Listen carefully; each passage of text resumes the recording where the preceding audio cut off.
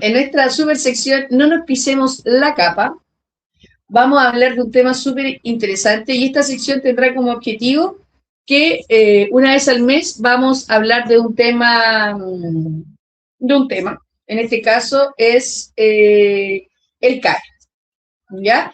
Vamos a escudriñarlo y vamos a tratar de ser objetivos. Sabemos que dentro del periodismo, dentro de las comunicaciones, la objetividad no existe, pero sí sabemos que cuando se tratan los temas, las líneas editoriales cortan algunos detalles, ¿no? Importantes de ciertas temáticas, y el CAE es un tema muy polémico y habla específicamente de eso. No los quiero aturdir con tantas cifras, pero lamentablemente las cifras nos importan en este tema. Quiero contarles, el CAE se inicia el 2015, perdón, el 2005. En lo personal, en 2005 yo estaba entrando a la universidad y efectivamente en marzo se comienza a hacer la discusión de este proyecto bajo el gobierno de Ricardo Lagos, estaba de ministro Sergio Vital, PPD, los dos, y indican que hay una escasez fiscal para becas y para poder ayudar a concretar el financiamiento de los estudios superiores de los jóvenes. Y que hay una estrechez fiscal porque también se está promoviendo el plan Auge. Entonces tienen que buscar una solución para que los niños y las niñas y los jóvenes puedan estudiar en la educación superior. Entonces la derecha y toda esta celebración que siempre hacen entre que en la concertación podía acordar con la derecha, entonces hubo un momento de estabilidad y pudieron llegar a acuerdos y todo eso se celebra mucho, ¿verdad? Bueno, el acuerdo al que llegaron estas personitas les trajo un dividendo a la banca privada de más de 7,25 billones de pesos. Billones. Desde, eh, desde el año 2006 al año 2023. Todo ese dinero se le ha transferido a la banca privada gracias al CAE y a costa del endeudamiento de miles de jóvenes. ¿Cuál es el modo operandi? ¿Cuál es el modo operandi? Es que el fisco le transfiere a la banca privada, perdón, el estudiante primero va a pedir un crédito, ¿verdad? Y el fisco se entrega como aval en caso de que el estudiante no cancele, ¿verdad? Hay ciertas promesas de ciertas tasas de interés, ¿verdad? Por ejemplo, el riesgo, el recargo proyectado era no más del 6% de la deuda, cuando hay ciertos holdings que superan ampliamente esta cifra, siendo al final una inversión para el banco muy rentable. Usted ha ido a pedir un crédito al banco, usted sabe todos los papeles que a uno le hacen llevar, ¿verdad? Para comprobar que uno es un buen pagador y que podría pagar esa deuda. Bueno, lo mismo sucedió con el CAE, pero aquí tenían la garantía de que el Estado le iba a pagar sí o sí. Entonces, ¿qué pasa si yo podía subir los aranceles en el caso de la universidad, los intereses en el caso de los bancos, y el Estado siempre me iba a pagar? Por lo tanto, yo le di crédito a Pedro, Juan, Diego, Sultano, Mengano, quien sea, ¿ya? De estos holdings bancarios, de estas grandes casas comerciales, los que más se vieron beneficiados con casi un 84 o 85% de la adjudicación de estos créditos fue Scotiabank, el Banco Estado e Itaú. Y el que más interés y recargo le puso a esta deuda fue el Banco BCI, con un 55,6% de sobreprecio. Y cobrado al fisco, que siempre va a pagar, por lo tanto yo puedo cobrar lo que quiera. ¿Qué negocio más lucrativo que usted le dice, oye, invierte en esto y si se lo vamos a pagar sí o sí? Esto mismo sucedió con el CAE y con estas bancas privadas. El 2012, Sebastián Piñera, después del 2011, de la gran revolución estudiantil, ¿no? Da algunos atisbos de alivio para quienes están pagando el CAE y quienes están al día. Se le iba a reducir la tasa de interés de este 6% a un 2%. Pero solo a quienes estuviesen al día, lo que era menos del 40% de la población. Si tú seguías endeudado o si te volvías a endeudar, esa tasa de interés volvía a crecer al 6% y tu deuda seguía maximizándose. Por lo tanto, un alivio hasta por ahí nomás que dio Sebastián Piñera. Aquí hay Otro punto interesante porque el CAE también solo podía, digamos, financiar el arancel de referencia. Y quienes hemos pasado por la universidad sabemos que el arancel de referencia es 1 y el arancel real de la universidad es uno mucho más alto. Entonces, además de pedir el CAE, muchas familias se endeudaron en créditos de consumo para pagar esa brecha que existe entre el arancel de referencia y el arancel real. En general había 800.000 pesos de diferencia. Ahora bien, dentro del lucro que obtuvieron, de las ganancias que obtuvieron estas casas de estudio, están primero el grupo Fundación Educación y Cultura, quienes agrupan a la Universidad Andrés Bello. La Andrés Bello tiene el Instituto Ayet, la Universidad de las Américas, si no me equivoco, y no, está por ahí. La Universidad de la América, Ayet, sobre todo. Pero también vemos que INACAP y la Pontificia Universidad Católica y el Holding de Santo Tomás, en esas 20 instituciones que abordan todos sus campos, ¿no? La UC también tiene el DUOC, pensemos que son holdings, no son una sola institución, generaron más de 185.000 millones en ganancias, es decir, un 73% de todo el sistema. Y el CAE le ayudó para esto. Pudieron expandir porque tenían tanto financiamiento asegurado que otra vez se invierte en otros negocios, ¿verdad? Como el inmobiliario, la publicidad, ¿para qué decir de todas estas universidades, ¿verdad? Lo que gastan en eso, para venderle un sueño a la gente, ¿no? Todo esto nace como un sueño. El sueño de la superación de la pobreza, algo así como el sueño de la casa propia, era como el sueño de la primera generación de estudiantes universitarios. Ahora, en el gobierno siguiente, en el gobierno de Gabriel Boric, tampoco se salva, ¿verdad? ¿Cuál era la promesa? La promesa era la condonación universal del CAE. Estaba dicho. Y para eso les quiero dejar otros 2 videitos que nos explican estas promesas.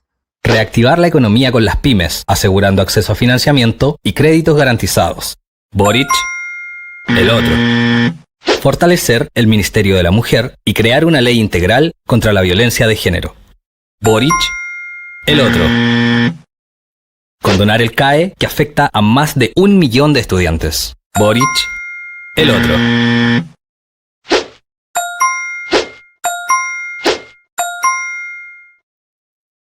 En el Chile que construiremos no habrá espacio para el pituto. Y para eso tenemos que pasar a la acción. Prohibiremos la contratación de parientes de altas autoridades del Estado en cargos de confianza. Sí, es de sentido común, pero usted y yo sabemos que eso no es lo que pasa hoy. Además, tal como propusimos en el Congreso hace años, el presidente, los ministros y parlamentarios no ganarán más de 5 millones de pesos. Es decir, máximo 10 veces el salario mínimo. Que ojo, durante nuestro gobierno llegará a los 500.000 pesos. Eso es lo. Propuestas para vivir.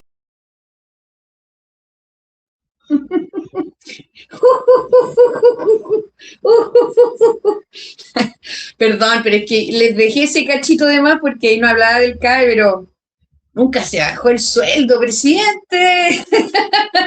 Y se fue a vivir con una dieta de por vida millonaria.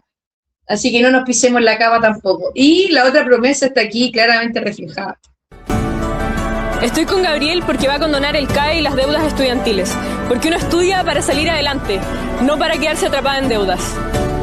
Estoy en la franja porque creo en un gobierno transformador. Soy Magdalena Laurín Rojas y voy a votar por Gabriel Boric. Han endeudado para que los suyos estudien en la educación superior. El CAE es una política ineficiente para el Estado, para las familias y para el desarrollo del país. ¿Cómo lo vamos a hacer? 1. Proponemos que el Estado se encargue de la deuda educativa y la condonación universal de la deuda hacia los estudiantes. 2. Financiaremos esta medida a través de un esquema de pagos a largo plazo. Te van a decir que es inviable. La verdad es que anualmente la propuesta cuesta menos de 1/3 de lo que gastamos hoy en día en mantener el CAE, que es cerca de $1.000 millones anuales. Más de 1 millón de personas se verán liberadas de cargar con una pesada mochila de deudas, por lo que siempre debió ser un derecho. Infórmate y comparte. Te necesitamos este 21 de noviembre sin fake news. Votemos Boric, presidente.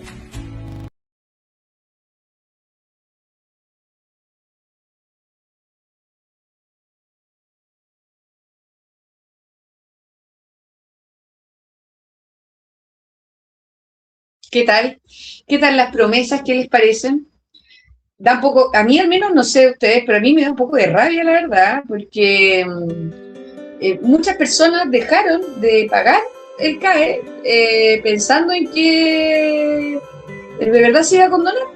Entonces no pagaron, y al contrario, ¿verdad? En el mismo gobierno de Gabriel Boric se dictó la ley 21.713 de cumplimiento tributario que agiliza y automatiza los embargos de la Tesorería General de la República contra los deudores del CAE. Veamos, para los últimos embargos que han habido de las cuentas, ¿verdad? Es la Tesorería General de la República quien hace una notificación de demanda de expropiación y se realiza una retención automática, un embargo, ¿verdad?, hacia las cuentas de los deudores. Ojo que el Código Tributario está diseñado para impuestos, no para cobros del CAE. Por lo tanto, ahí hay un espacio donde los deudores se han podido afirmar y han podido sacar adelante algunos conflictos. Y algunas causas se han detenido, ¿verdad? Por lo tanto, es importante que quienes están en las leyes, ¿verdad?, estudiantes de Derecho o abogados, puedan colaborar en este sentido y apoyar a los deudores que se han reunido ya algún par de veces para poder sacar de las deudas, sacarlos de la deuda y de este infierno que es el que te saquen toda la plata de tus cuentas de un día para otro. Terrible. Ahora bien, yo creo que este tema del CAE y este negocio que ha sido para la banca, sin duda, tiene otras consecuencias que como sociedad también nos deberían preocupar. Hasta el fines de 2023 había un 63,8% de cesantía, es decir, más de la mitad de los deudores no pueden pagar el CAE. De todas estas personas son los centros de formación técnica los que están en un 66% endeudados. Sabemos que quienes estudian carreras técnicas no tienen los mismos ingresos que quienes estudian carreras universitarias y que además muchos de ellos también abandonaron sus carreras quedando con la deuda. En este sentido, esta imagen, ¿verdad?, de que las personas iban a mejorar su calidad de vida, su ingreso económico gracias a esta política pública que te iba a permitir estudiar, y aunque salieras con una mochila de deuda, igual iba a subir tanto tu nivel de vida que iba a poder pagarla. Resulta que no ha sido así. 1 de cada 3 preocupados de la educación superior en Chile está en una situación de subempleo, es decir, más de 1 millón de personas ejercen en profesiones para los que no necesitaron ese estudio. Ahora, han reventado carreras como psicología, por ejemplo, donde vemos un montón de gente que ha estudiado psicología y se dedica a otras cosas. ¿Para qué hablar del gremio de los profesores, donde por también las condiciones de trabajo y los bajos sueldos abandonan cerca de 8.000 profesores anualmente, ¿verdad?, las aulas y se dedican a trabajar a otra cosa? Cuando uno utiliza la educación como una mercancía, como un puente que te va a llevar mágicamente a otro lado, obviamente que hay una sobreexplotación y obviamente que hay muchas personas que apuestan a eso y aún a endeudándose. Pero si no hay planificación de por medio, no hay un consumo regulado de esas profesiones. Es decir, si estamos titulando, no sé, 50 sociólogos en Puerto Montt, en La Serena, no van a existir esas plazas para esas personas. Si estamos titulando, no sé, 3.000 psicólogos al año, no hay plazas de trabajo para esas personas. A eso se le llama planificación. Y eso es lo que la derecha nos instala con que es coartar la libertad. Yo te cuarto la libertad porque no te dejo estudiar lo que tú quieres, en la universidad que tú quieres, endeudándote como tú quieres, ¿verdad? Entonces soy autoritaria, soy dictatorial, pero en realidad tiene que haber un pensamiento colectivo y tiene que haber un pensamiento de planificación de país.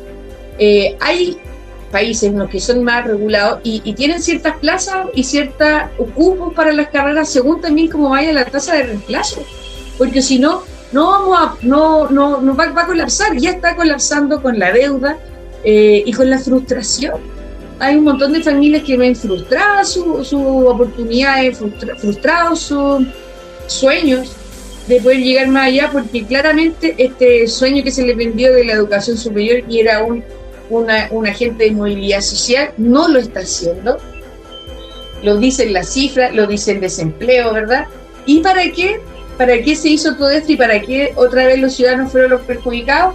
Para que el Estado pudiera asumir un nivel de deuda increíble, para que la banca pudiese cobrar los intereses que quisiera, para que las familias asumieran brechas también impagables y para que ni el Estado ni la banca pierda. Porque la banca sigue cobrando, el Estado ahora te empieza a embargar a ti y tú terminas financiando estos 7,25 millones de pesos que se ha entregado a la banca. El CAE no es una política educativa, es un dispositivo de control social a través de la deuda y el nicho de negocio es el más lucrativo de la banca asistido por el Estado. Estas son palabras de la Fundación Sol. Las invito a consultar. La Fundación Sol tiene mucho que decir al respecto y solo decir como conclusión final que otra vez el pueblo fue engañado, ¿verdad? Y otra vez fue engañado por esta disque estabilidad para el país, estos acuerdos con la derecha, estos acuerdos de las cúpulas y de la élite, una vez más nos ponen en manifiesto que son para valerse ellos de ciertas cosas y para perjudicarnos a nosotros, al pueblo, a los contribuyentes, a los que sacamos adelante el país con nuestro trabajo diario, dejarnos despojados a una clase media que no recibe ningún tipo de ayuda estatal y al cual nos suben nos suben las deudas, nos suben los intereses, nos suben los precios. Y como dije al principio del programa, en el reportaje, tenemos que ayudarnos entre nosotros mismos, porque somos más, jalamos más parejo, como dice Molotov, pero nos podemos ayudar entre todos nosotros organizados, esto puede resultar de otra manera. El CAE ya fue una política pública, se jugó con los deudores del CAE, a mi parecer, se jugó con ellos y con su ilusión de poder condonar el CAE en la campaña de Gabriel Boric, y también fuimos ingenuos en ese sentido, porque no se nos ha regalado nunca nada, por lo tanto esta no iba a ser otra oportunidad. Tenemos que pensar en nuevas formas no solo de financiar la política, sino también de cómo enfrentar a estos políticos y cómo hacer de que las promesas vuelvan a tener algo de peso, porque para la próxima elección ya nadie va a creer en el programa de nadie, porque nadie dice lo que va a hacer. O sea, vimos un extracto así de la campaña de Gabriel Boric, donde hablaba de la condonación del CAE, de bajarse el sueldo, nada. ¿Para qué decir lo que está haciendo este gobierno, que dijo que no iba a tocar beneficios sociales y es lo que más está haciendo? Entonces, queda solo creer entre nosotros mismos. Eso puede pasar, sucedió en el estallido de tal forma que después nos mandaron a todos para la casa, no solo aquí, sino que en el mundo. Entonces, es un momento de poner atención.